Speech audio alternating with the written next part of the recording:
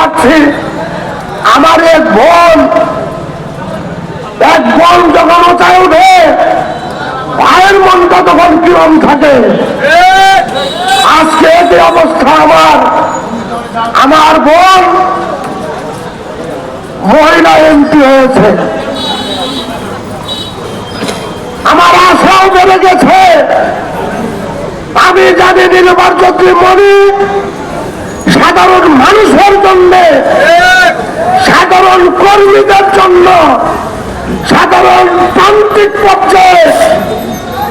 একজন নেতা কর্মী, সাধারণ জনগণের কর্মী বান্ধব হিসাবে উনি জাতীয় সংসদে জামালপুরের সার্বিক কথা, জামালপুরের উন্নয়নের কথা উনি তুলে ধরবেন এবং জামালপুর জেলায় এমরুজ্জামান মিল্লাদের নেতৃত্বে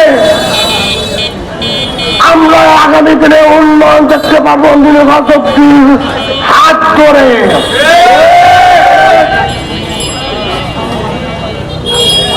আমরা আশা করি, আমি নিজেও একজন আশাবাদী, যে ধারায় দল মূল্যায়ন করেছে এই ধারা যদি বলবৎ থাকে তারা আমি সহ যারা রয়েছেন, আমার শ্রেয় মতো ছোট ভাই